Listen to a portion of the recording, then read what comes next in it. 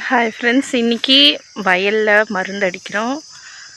So வாங்க எப்படி அடிக்கலான்னு பார்க்கலாம். அதுக்கு முன்னாடி நம்மளோட சேனலை சப்ஸ்கிரைப் பண்ணவங்க எல்லாருக்குமே ரொம்ப நன்றி. இந்த வீடியோ உங்களுக்கு பிடிச்சிருந்தா மறக்காமல் லைக் பண்ணுங்கள், ஷேர் பண்ணுங்கள், கமெண்ட் பண்ணுங்கள். மறக்காமல் சப்ஸ்கிரைப் பண்ணிக்கோங்க. இதுக்கப்புறம் எந்த மாதிரியான வில்லேஜ் விலாக்ஸ்லாம் வேணுங்கிறது மறக்காமல் கமெண்ட் பண்ணிவிட்டு போங்க. ஃபஸ்ட்டு முன்னாடி இருந்த மாதிரிலாம் இல்லைங்க விவசாயம். வீட்டிலே தயாரிக்கிற உரம், மாட்டு சாணம், தயிர்லாம் வச்சு அவங்க உரம் தயாரிச்சுலாம் போட்டாங்க. ஆனால் இப்போ இருக்கிற காலகட்டத்தில் அதெல்லாம் போயிட்டு கொஞ்சமாக நம்ம மருந்து அடிக்கிற மாதிரி இருக்குது நிலமை. மருந்து அடித்தாதான் பூச்சி இல்லாமல் நம்ம கைக்கு கொஞ்சமாவது லாபம் வரும். விவசாய குடும்பத்துக்கு மறக்காமல் சப்போர்ட் கொடுங்க. நாங்களும் படிச்சிருக்கோம். எங்கள் அப்பாவும் மிலிட்ரியில் ஒர்க் பண்ணார். ஆனாலும் நாங்கள் ஏன் இந்த விவசாயத்தை எடுத்திருக்கோன்னா, எங்களது நிலம் இருக்குது. என்ன பண்ணுறது, யாருமே விவசாயம் பண்ணாமல் போனால் அதுக்கப்புறம் யோசிச்சு பாருங்கள் எப்படி இருக்கும் நம்மளோட வாழ்க்கை, சாப்பாடு இல்லாமல். அந்த ஒரு நோக்கத்துக்காக எங்கள் அப்பா இதை ஸ்டார்ட் பண்ணார் ஃபஸ்ட்டு. அதுக்கப்புறம் நாங்களும் சொன்னோம், ஏன்ப்பா இவ்வளோ கஷ்டப்படுறீங்க, அதுக்கு எங்கேயாவது நிழலில் உட்காந்து வேலை செய்கிற மாதிரி போங்க அப்படின்னு நாங்கள் சொன்னோம். ஆனால் எல்லாருமே இதே மாதிரி சொன்னால் என்ன ஆகும் அப்படின்னு கேட்டோன்னே, சரி நாங்களும் எங்கள் அப்பா கூட சேர்ந்து ஹெல்ப் பண்ணி இப்போ விவசாயம் ரொம்பவே பிடிக்க ஆரம்பிச்சிச்சு. விவசாயம் பண்ணிகிட்ருக்கோம். மறக்காமல் விவசாய குடும்பத்துங்களுக்கு சப்போர்ட் பண்ணுங்கள். ஸோ வீடியோவை ஸ்கிப் பண்ணாமல் பாருங்கள். எப்படி மருந்து அடிக்கிறோன்னு பார்க்கலாம். மருந்து அடிச்சுட்டு வீட்டுக்கு போயிட்டு வேறு லன்ச் ப்ரிப்பேர் பண்ணணுமா இல்லை அம்மா செஞ்சுட்டாங்களான்னு தெரில. அம்மா இன்றைக்கி கோவிலுக்கு போகிறேன்னு சொல்லியிருக்கிறாங்க. வாங்க போயிட்டு மருந்து அடிக்கலாம். பயிர் தூரத்துலேருந்து பார்த்தா அதோட எப்படி இருக்குன்னு தெரியாது, நல்லா இருக்கிற மாதிரி தான் தெரியும். நான் உங்களுக்கு கிட்ட காமிக்கிறேன் பாருங்கள், அப்போ தெரியும். இப்போ என்னன்னு தெரிலங்க, இப்போ ஒரு டிசீஸ் ஃபார்ம் ஆகுது. ஒரு செடியிலேருந்து இன்னொரு செடிக்கு அப்படியே டக்கு டக்குன்னு பரவிடுது. இப்போ இன்றைக்கி ஒரு செடியில் அந்த டிசீஸ் இருக்குன்னா, மறுநாள் பார்த்திங்கன்னா அந்த ஒரு செடி 7 செடியாக மாறிடுது. ஸோ அந்த அளவுக்கு பரவுறது பார்த்திங்கன்னா அதிகமாகிடுச்சு. இந்த நோய் எப்படி இருக்குதுன்னு எப்படி கண்டுபிடிக்கிறதுனா, ஒரு நெல் இப்போ கதிர் வாங்குகிற ஸ்டேஜாங்க. இப்போ பாருங்கள், நான் இப்போ கையில் பறித்து காமிக்கிறேன். அது பாருங்கள், தொட்ட உடனே வந்துச்சு. அவ்வளோ வீக்காக ஸ்ட்ரென்த் இல்லாமல் இருக்கும். ஸ்ட்ரென்த்தே இல்லாமல் இருக்குது பாருங்கள். அது வெறும் பதிர் மட்டும்தான் இருக்கும்.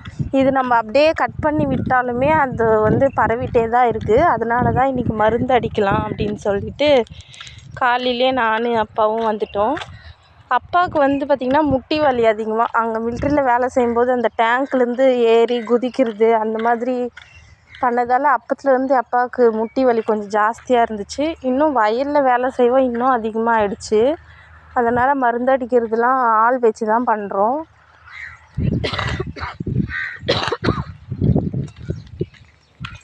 நான் காமிச்சில்லைங்க, அது ஓணம். அந்த ஓணம் நான் பாம்பு நினச்சி சரி வீடியோவில் காமிக்கலான்னு வேகமாக ஓடி வந்தால் அது ஓணம். சரி அதோட அந்த கதையே வேணாம்னு வந்தாச்சு. இப்போலாம் நம்ம காசு கொடுத்தா கூட வரமாட்றாங்க இந்த மாதிரி விவசாய வேலைக்கு. ஏன்னா விவசாயம் தான் இருக்கிறதுலே அவ்வளோ கஷ்டமாக இருக்குது. இப்போ நெல்லிக்காய் பார்த்திங்கன்னா நல்லா பிஞ்சு விட்டுருக்குங்க. இது நல்லா முத்திட்ட அப்புறம் நம்ம ஏதாவது ஒரு ஊறுக்காவோ ஏதாவது போடும்போது உங்களுக்கு காமிக்கிறேன். ஆனால் சரியான புளிப்புங்க இது பழுத்து கீழே விழுந்து அது சாப்பிட்டா நல்லாயிருக்கு. ஆனால் அதுக்குள்ளே பறவைங்கள்லாம் அதை ஆட்டியே போட்டு போயிடும். நம்மளுக்கு இது பிஞ்சு சாப்பிட்டு பார்க்கலாம். சாப்பிடும்போது நல்லா பிஞ்சு அவ்வளோவா புளிப்பு தெரியாது, கசக்கிற மாதிரி இருக்கும். கொஞ்சம் நல்லா முத்திட்ட அப்புறம் நல்லா புளிப்பு ஜாஸ்தியாக இருக்கும். இப்போ வாங்க தாத்தா எப்படி மருந்து போடுறாருன்னு உங்களுக்கு காமிக்கிறேன்.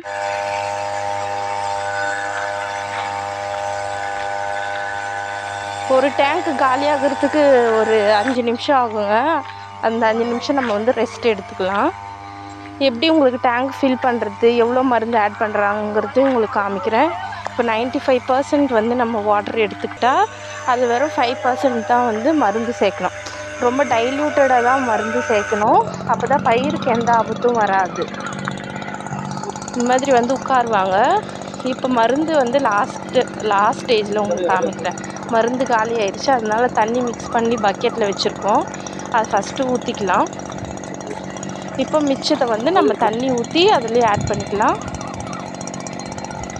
பாருங்கள் டேங்க்கு அவ்வளோதான் ஃபில் ஆகிடுச்சு. நம்ம இப்போ க்ளோஸ் பண்ணி விட்டுருக்கலாம். க்ளோஸ் பண்ணிவிட்டு இப்படி லைட்டாக நம்ம தூக்கி விட்டால் தாத்தா வந்து கிளம்பிடுவார் மருந்தடிக்க. இந்த இருக்குங்க இந்த மிஷின் வந்து ஒரு 3 கிலோ இருக்கும். நம்ம ஆட் பண்ணுற மருந்து அடித்து முடிச்சாச்சுங்க. பாதி இன்னும் பாதி இருக்குது. அதுக்குள்ளே அப்பா வந்து நீ போயிட்டு டைம் ஆயிடுச்சு, மாடுங்களாம் வெயிலில் இருக்கும், மாடு ஓட்டின்னு வந்துருன்னு சொல்லிட்டாங்க. இப்போ கரெக்டாக ஷார்ப்பாக 11 மணி ஆகுதுங்க. நம்ம வீட்டில் போய் அம்மா சமைச்சிட்டு இருந்தா நம்ம போய் ஃப்ரெஷ்ஷப் ஆகிட்டு மாடு ஓட்டிகிட்டு வர போகலாம். இல்லாட்டி குழம்பு என்ன பண்ணுறதுன்னு பார்த்து குழம்பு வச்சுட்டு ஃப்ரெஷ்ஷப் ஆகிட்டு அதுக்கப்புறம் மாடு ஓட்டிக்கின்னு போகலாம். வாங்க நம்ம வீட்டுக்கு போயிட்டு என்ன சமைச்சிருக்காங்கன்னு பார்க்கலாம். அம்மா வீட்டில் எதுவுமே சமைக்கலைங்க, ஒயிட் ரைஸ் மட்டும் செஞ்சுட்டு இருந்தாங்க. நான் போயிட்டு கீரை தான் இருந்தது வீட்டில், அதனால் வேகமாக கட் பண்ணி கீரை கடைஞ்சிட்டேன். பாருங்கள் அம்மா சாப்பாடு மட்டும் வெடித்து வச்சுருக்குறாங்க. அப்புறம் மாடும் ஓட்டின்னு வந்துட்டுங்க. அதெல்லாம் கேப்சர் பண்ண முடியல, ரொம்ப டயர்டாக இருந்ததுனால. பாருங்கள் உங்களுக்கு தெரியுதா, மாடும் கட்டியாச்சு. ஹாய் ஃப்ரெண்ட்ஸ், ஆஃப்டர்நூன் லஞ்ச் சாப்பிட்டு அப்படியே தூங்கியாச்சு. ரொம்ப டயர்டாக இருந்துச்சு வெயிலில் வேலை செஞ்சதால். இப்போ கரெக்டாக ஈவினிங் 6 o'clock ஆகுது. 5 o'clockலேருந்தே ஸ்டார்ட் ஆகிடுச்சு. வீடு பெருக்கிறது, வாசல் பெருக்கிறது, பாத்திரம் கழுவுறது, சாணி வரது எல்லாமே முடிஞ்சிச்சு. இப்போ மாட்டுக்கு தண்ணி வச்சிட்ருக்கேன். மாட்டுக்கு தண்ணி வச்சு டியூஷன் போயிட்டு வந்து உங்களுக்கு மீட் பண்ணுறேன். வாங்க மாடு பார்க்கலாம். இப்போ மாட்டுக்கு தண்ணி வச்சாச்சுங்க. இப்போ வாங்க நம்ம போய் டியூஷனுக்கு போகலாம். டியூஷனில் பசங்க என்ன பண்ணுறாங்கன்னு தெரியல. இப்போ எக்ஸாம்ஸ் நடந்துகிட்ருக்கிறதுனால ஒன்றும் சேட்டை பண்ணாமல் படிச்சுட்டு தான் இருப்பானுங்க. நம்ம போகிறதுக்கு முன்னாடியே நம்மளை நடக்கிற சவுண்டு எப்படி தான் அவங்க தெரிஞ்சு வச்சுருப்பாங்கன்னு தெரியல. நம்ம போகிறதுக்கு முன்னாடி அப்படியே சவுண்டு அக்கா வருது அக்கா வருது அப்படின்னு ரொம்ப சைலண்ட்டாக வர மாதிரி அவங்க. இன்னும் நம்ம வீடியோ எடுக்கிறோன்னு ஃபோன் எடுத்தால் போதும் இன்னும் அமைதியாக ஆயிடுவாங்க. அப்படியே படிக்கிற மாதிரி ஆக்ஷன், ஓடுற மாதிரி, ஆடுற மாதிரி, இது மாதிரிலாம் பண்ணிகிட்ருப்பாங்க. ஆனால் இந்த டியூஷன் எடுக்கிறது ரொம்ப கஷ்டங்க. இது வந்து ஃப்ரீ டியூஷன் தான்.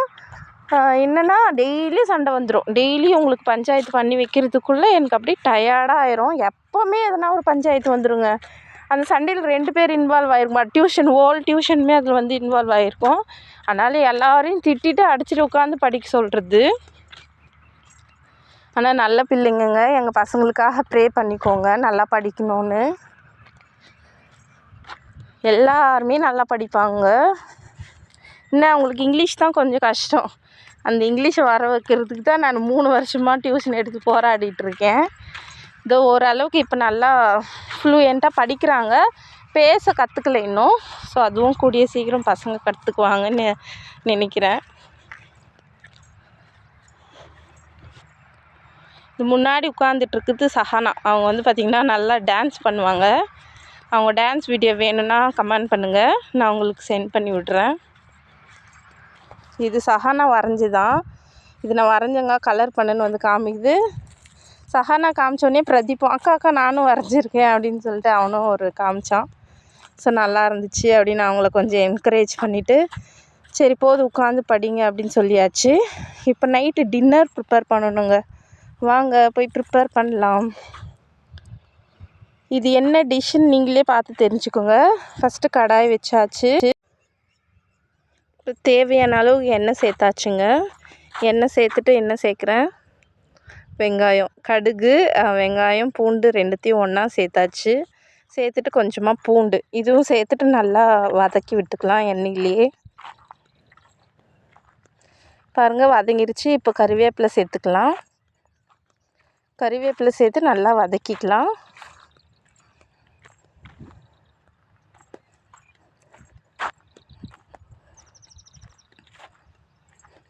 இப்போ நம்ம கட் பண்ணி வச்சுருக்கிற தக்காளி போட்டு நல்லா மிக்ஸ் பண்ணி விட்டுக்கோங்க. நான் செய்கிற டிஷ்லாம் வந்து நீங்கள் பார்த்து செய்யுங்க, நம்பிக்கையாக நல்லா தான் வரும். இப்போ நம்மளுக்கு உப்பு எவ்வளோ வேணுமோ அவ்வளோ போட்டுக்கோங்க. நம்மளுக்கு இந்த மெஷர்லாம் தெரியாதுங்க, நம்மளே குத்து மதிப்பாக போட்டு செய்கிறது தான். இப்போ தக்காளி போட்டு நல்லா வதங்கிருச்சு பாருங்கள். இந்த அளவுக்கு நல்லா வதங்கிக்கணும். இப்போ நம்ம உருளைக்கிழங்கு கட் பண்ணி வச்சுருக்கோம், வேக வச்சு கட் பண்ணி வச்சுருக்கோம், அதையும் நம்ம சேர்த்துக்கலாம். நம்ம இந்த உருளைக்கிழங்கு வந்து குழம்பு மாதிரி இருக்குங்க. அது வந்து நம்ம ரைஸ்க்கு சூப்பராக இருக்கும், சப்பாத்தி, இட்லி, தோசை எல்லாத்துக்குமே சூப்பராக இருக்கும். நம்ம வந்து நல்லா கொஞ்சம் தண்ணி மாதிரி தான் செய்ய போகிறோம். நல்லா போட்டாச்சு, மிக்ஸ் பண்ணிட்டாச்சு. இப்போ மிளகா பொடி, வீட்டில் அரைச்ச மிளகா பொடி 2 டேபிள் ஸ்பூன் சேர்த்துட்டு அதையும் நல்லா மிக்ஸ் பண்ணிக்கிட்டு தேவையான அளவுக்கு தண்ணி சேர்த்துக்கோங்க. உருளைக்கிழங்கு கொஞ்சம் வேவலை சொல்லப்போனால், அதுக்காக தான் நான் கொஞ்சம் எக்ஸ்ட்ரா தண்ணி ஆட் பண்ணியிருக்கேன். இல்லை நீங்கள் கம்மியாக கூட சேர்த்து செய்யலாம். இப்போ நல்லா கொதிக்க விட்டுறலாம். இப்போ அதுக்குள்ளே நம்ம வந்து ஒரு கார்ன் செய்யலாம் வாங்க. எனக்கு ரொம்ப பிடிக்கும் இந்த கார்ன் சாப்பிட்றதுக்கு.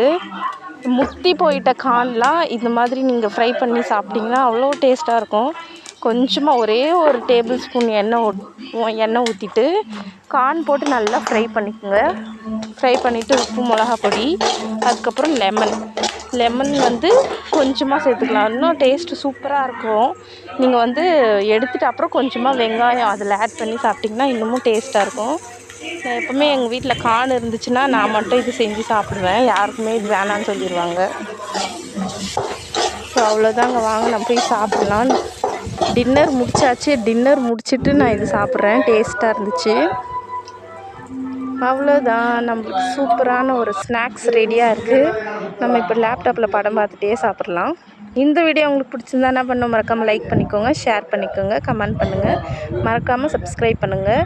நிறைய பேர் பார்க்குறீங்க, இன்னும் சப்ஸ்கிரைப் பண்ணல, மறக்காமல் சப்ஸ்கிரைப் பண்ணிக்கோங்க. தேங்க்ஸ் ஃபார் வாட்சிங்.